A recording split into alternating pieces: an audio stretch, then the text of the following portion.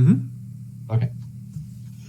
In the world of myth, where you come from is just as important as where you're going. My name is Ross Watson, and we are here to talk about Myth, Tales of Legend, which is the game of which I'm the lead designer of. And this is... All right, I'm DeFoggi, and I'm the lead writer of Myth, Tales, and Legend. And that's the topic of today's episode is going to be all about character backgrounds. We're back from Ulysses Con, Woot! Which was virtual, so we didn't actually go anywhere. But at Ulysses Con, we did talk more about the game. We talked more about the setting. We showed off the brand new quick start, which is called the Lost Barrow for Myth, Tales, Legend. You can get it on Drive-Thru-RPG for pay what you want, so go check it out. We've been getting some good feedback on it too. Yes, we have. I'm definitely excited to see what you guys think of it, but it's got some basic rules, some pre-generated characters, and an adventure, so you can get an idea of kind of the things that we're talking about on this very show. Mm-hmm. And today, we're going to talk a little bit about background. Now, backgrounds are really what you did before you became an adventurer. Yeah.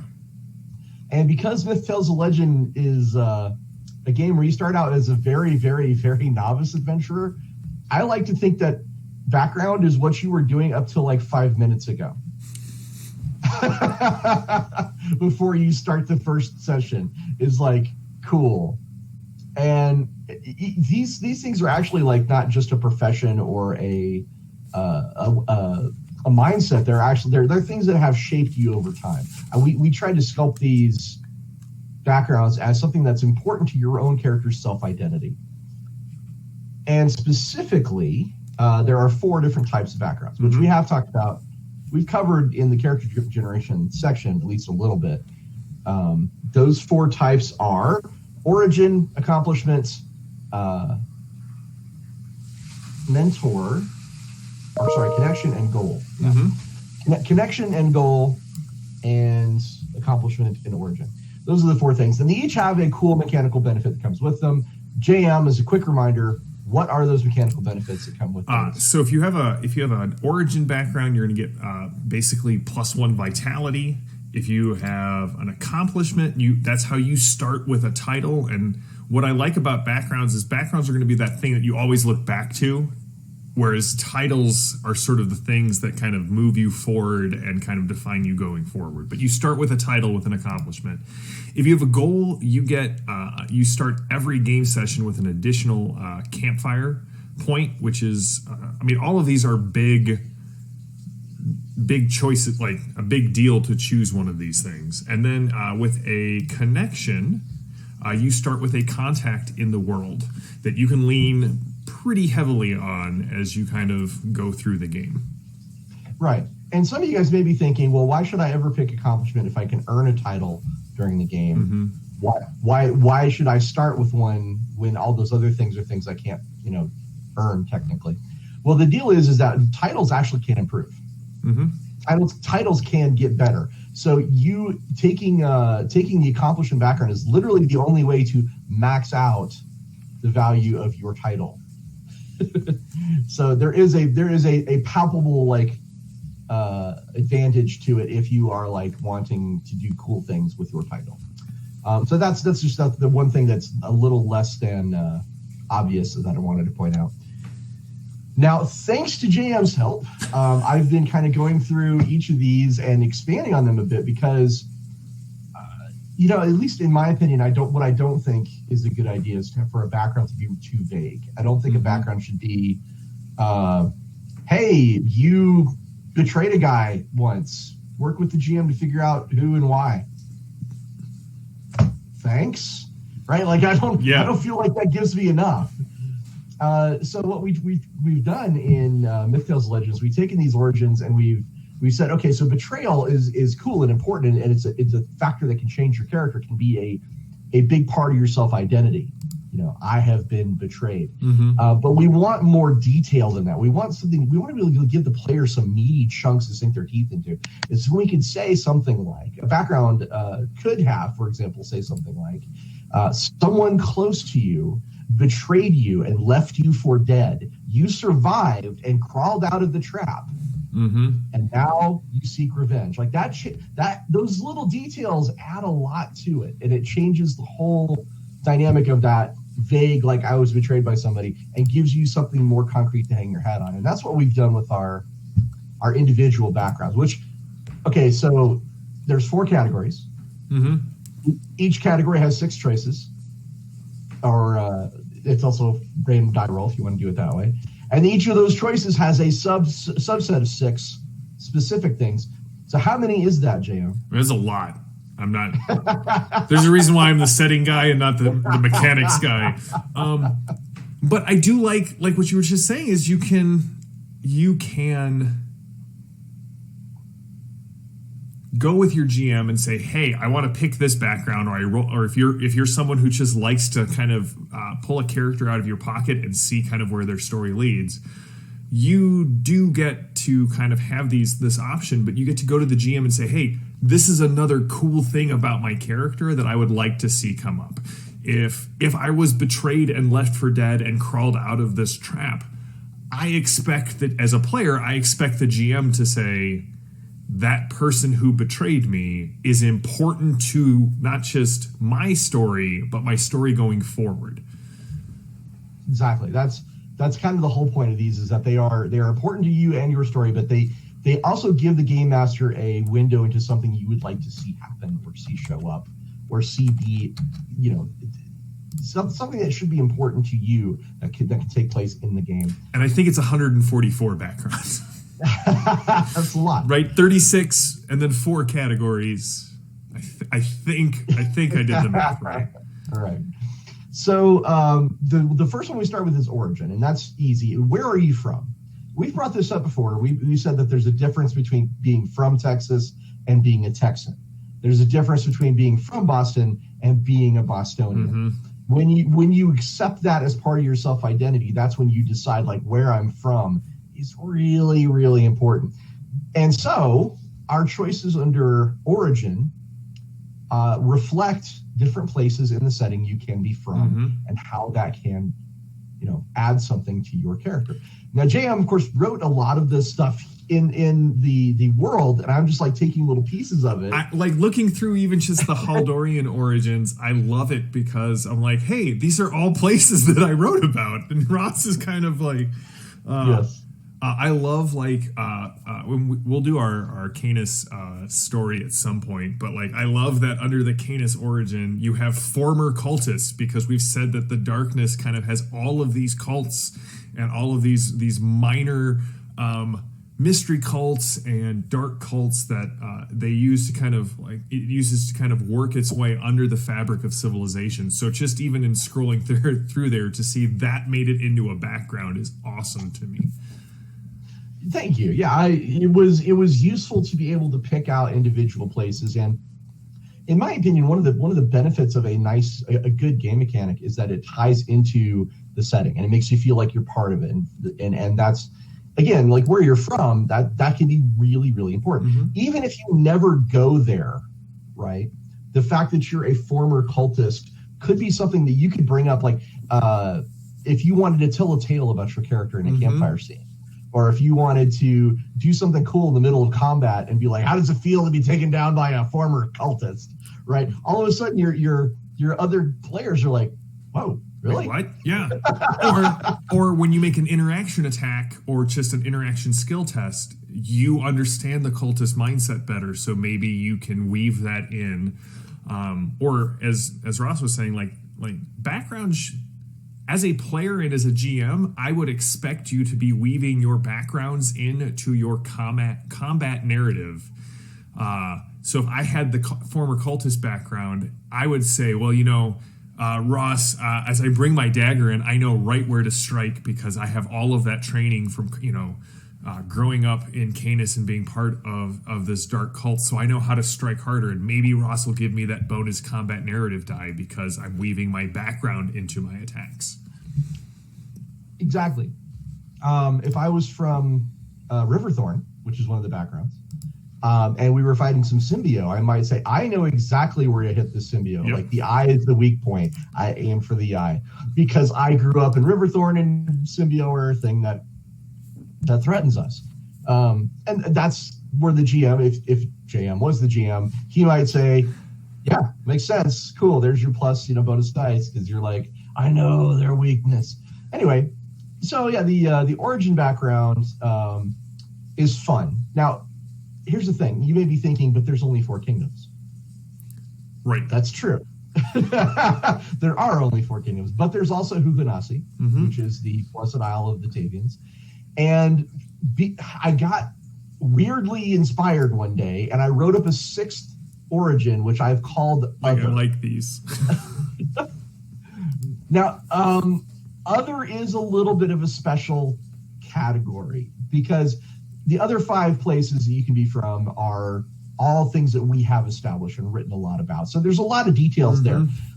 The other origin one is for player characters who really, really like to be very special and different and unusual. And there's a warning. There's a sidebar that says if you pick one of these, it's going to take more work. Yeah. to bring you into the game. Because the other category is for things like you're an amnesiac, or everyone thought you were dead and you woke up a few days later, but you weren't actually dead. Or you're from the 4 kingdoms, just not in this current age. You've been in a magical sleep since a previous age. Yeah, or you've stumbled through one of the World Eater portals, and exactly. Where did you come from? So yeah, the other category is 4 really bizarre characters, and it's fun. It's great that it's there. I love it. I did put a warning in there, so if you're a GM and you're out there going, "Oh God, please no," right? Just realize you have this is an optional. Like you as the GM have control of this at your table. Yeah. You can be like, yeah, let's stick to the 4 kingdoms or Huganasi or whatever you want to do. Yeah. But yeah, Origins was super fun to write, and I had a kick out of it. That brings us to accomplishments, which is, as we talked about, this is where you get a title. Now, Dan has gone on a little bit about why titles are cool, but I'm going to ask him to explain a little bit more about, like, what is a title, what does it do, and why do you think it's that cool? So I like the titles because when you so one, they add something to your character. You are not just Agomar the soldier. You are Agomar Skullcrusher, or Fellhammer, or Farsighted, something like that. And so it adds a narrative benefit. Like, it helps refine your character, and as you play through the game, those titles, as Ross said, can change, they can grow.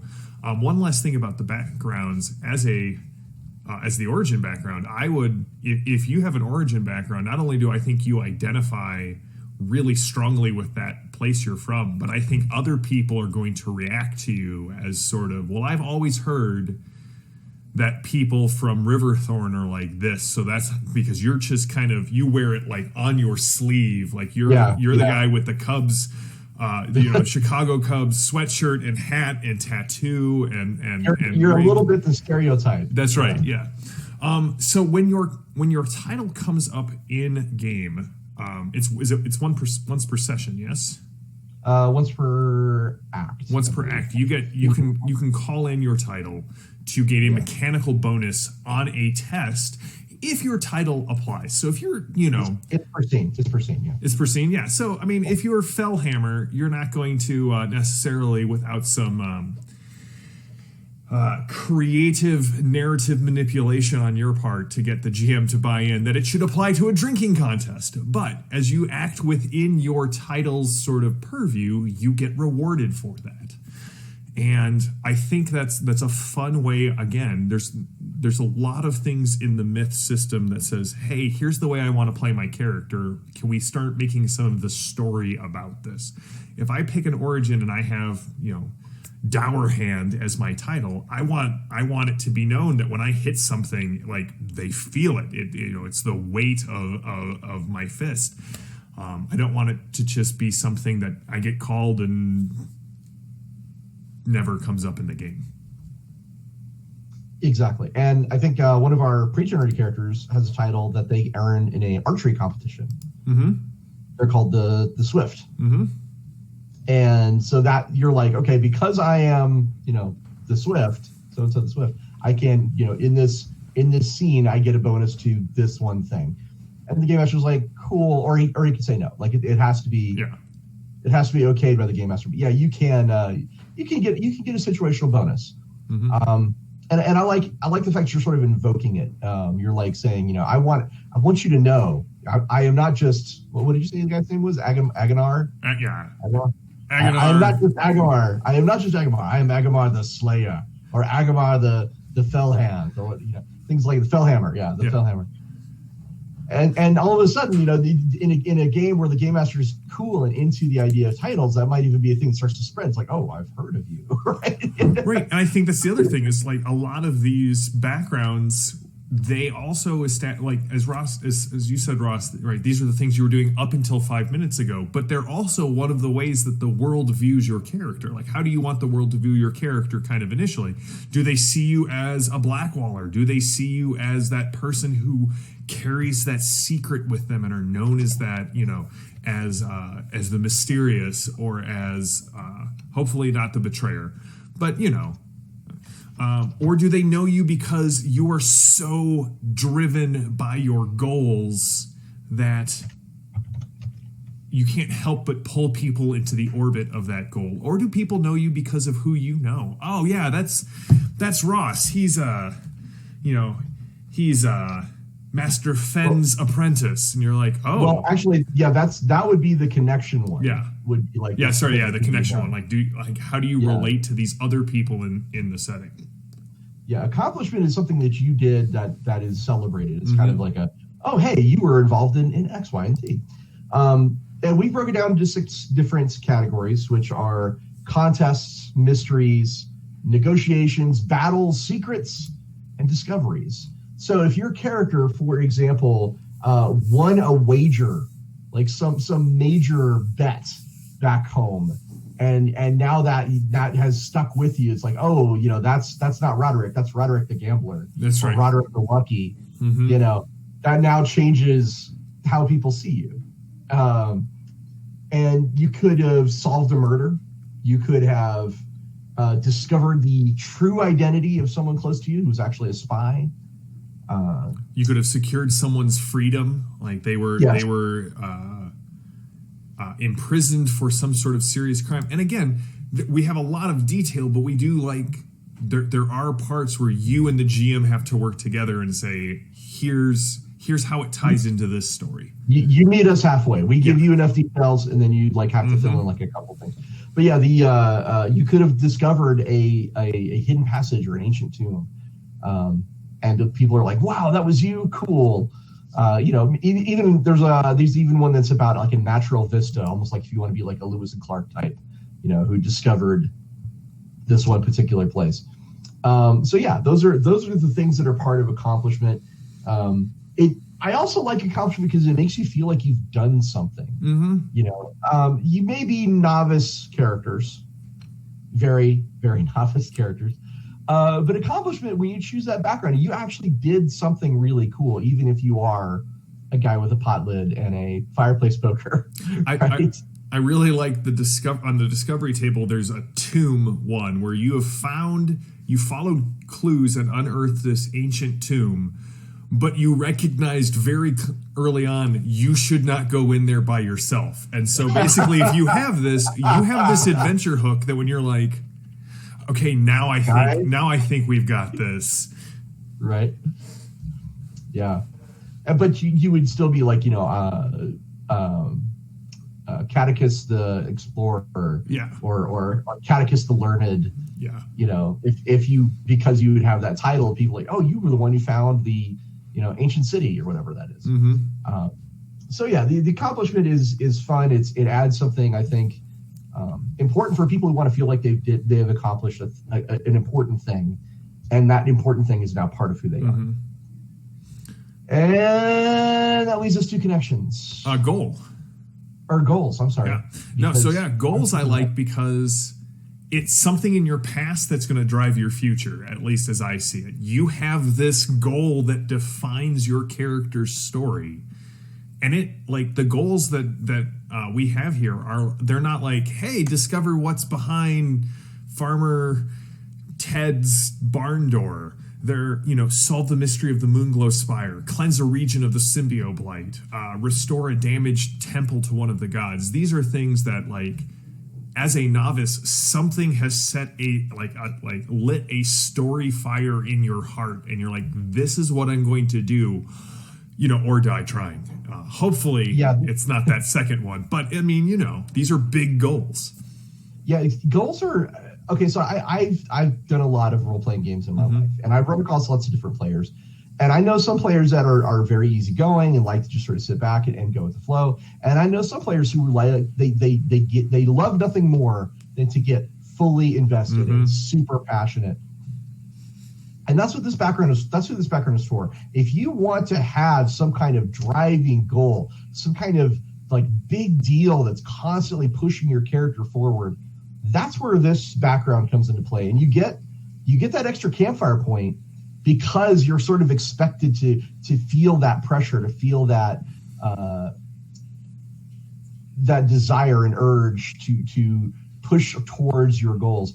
And Jam and I worked very closely on this one together, where Jam was like, "Oh, here's some ideas about things that you could, be passionate about as your goal." Because I was off like thinking about things like revenge and destruction, and Jam's like, no, you can love is also a thing, and don't forget about the. It was a lot of fun to work through. Yeah, we were riffing on it pretty hard, but we actually tied these into the symbols on the fate dice, because those are themed around certain emotions and certain events, and it felt more myth to have goals that were tied to those symbols and the elements that are part of the world than just sort of a vague like, oh, your goal is to avenge your brother's death. Right. Now, we're not saying that this is not a great goal, and if that's the one you want to go with, like... But if your brother was sacrificed to Sly Ignoth by the Naga, that's far more myth. That's more like, oh, okay, yeah. That's way more myth than just some sort of random, thing. And we have some pretty good, I feel like we have some pretty good examples in there. You've heard some of them already. I think one of my favorites is your goal is to win a battle of wits against a Canis Vizier. Yeah. That's kind of awesome. Like, I can imagine some kid growing up is like, the Canis Viziers, they are the most learned men. They study secrets and riddles. If I can defeat them, I will prove myself. And you can come up with all kinds of ways why that would be important. Like maybe your lady love only treasures those who have a strength of wit, or maybe there's a particular riddle or crime you're trying to solve, and only one as learned as the Viziers can tell you how to do that. There's a lot of neat little story bits that can be hung off of just one little sentence. I really liked the ones that we did for Darkness as well, because much like the other origins, these are some of the weird ones. You labor under a curse that has you destined to betray the light. You need to break it or fulfill it. Your heart was replaced by a clockwork TikTok heart, and you don't know who did it or why. Yeah, you want to destroy or wield the notorious magic sword called the Mournblade. Yeah. Like, these are all, like, really, like, whoa, okay, dude. Like, you are, you are special. If you were the player who enjoys having, like, a clear narrative drive and you kind of want to keep pursuing a story, goal is the background choice for you. And because goal gives you that campfire point, you're sort of able to, like, kind of narratively affect the story more often because you have a new campfire point at the start of every session, or an extra campfire point at the start of every session. Exactly. And that brings us to the last one, which is connection. Connection is for characters who want to have a link to someone, and that can be a mentor, like a sensei. It can be like a father figure. It can be a brother, a son, although that would be a little weird for a novice adventurer. More likely like a brother or cousin. Right. Brother, sister, cousin, that kind of thing. It can be someone who's a rival or even a frenemy. that often pops up, your Shigo to your Kim Possible, if you will. The fact that you can have, like, as soon as I was looking at these, I was like, oh man, how cool it'd be to have a frenemy who is part of a rival adventuring party. And sometimes we help them and sometimes they help us, but sometimes we're both after the same thing. And when that happens, instant conflict. So the mechanical benefit of a connection is that once per session, this is a once per session, you can reach out to your contact and get some sort of assistance. You have a means of exchanging messages with them, whatever. I mean, it could be magic. It could be, you have drop boxes or they're in the same city, but you can always reach out to them in some manner and get a response. And once per session, if you're like, I need some help. I need to know who to talk to, or I need to know a particular fact, or I need a guide to get me to the bottom of the knot. Like, you're the one character who could be like, I know a guy. Yeah. I know a guy who could possibly help me, even though he's a frenemy or a rival, or he's my sensei who didn't know I ran away to join the circus or whatever. And this is for characters who like, or players, I should say, who just enjoy having they're not in this alone. Right. They like the idea that I have backup of some kind, even if it's someone who doesn't like me, or maybe it's someone who maybe disapproves of what I do, but they're always going to back me up. And that's kind of what the connection is for.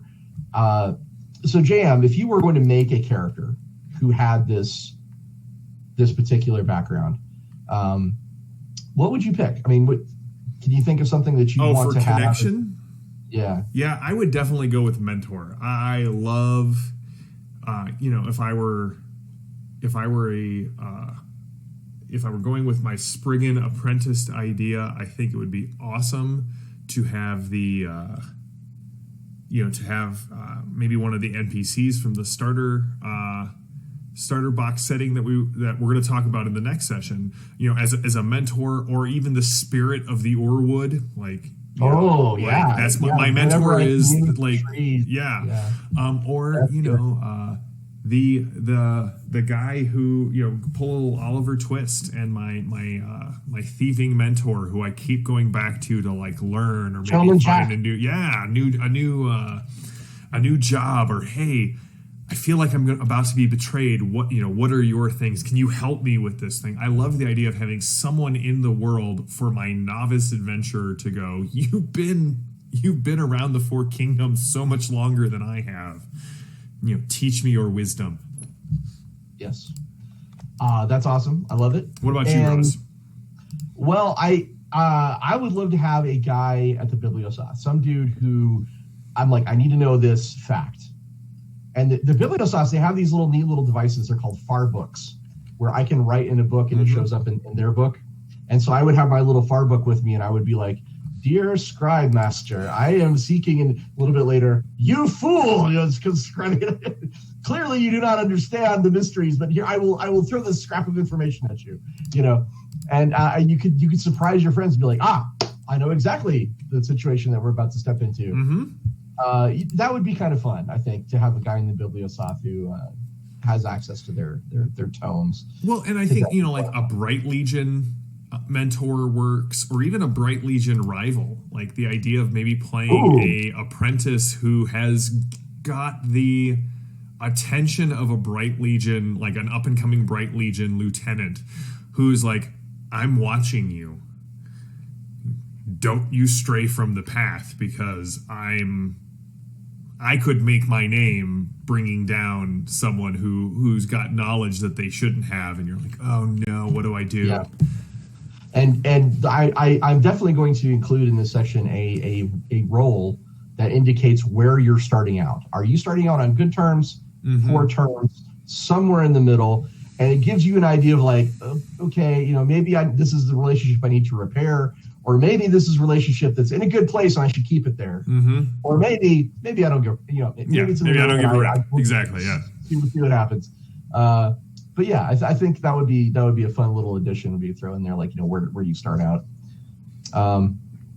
And that's our 4 backgrounds. That gives you plenty of material to work with on your characters. And I think we're going to have even more of these as we go forward in the future, because we're introducing even more regions and characters and ideas and even species like TikToks. Yes. So TikToks, of course, are going to need to get their own background. Yeah, that's right. Maybe even some roll charts onto what kind of TikTok are you? Do you have wheels for legs or? Oh, that's not part of that. Would be character creation. Oh, I know. I'm so excited.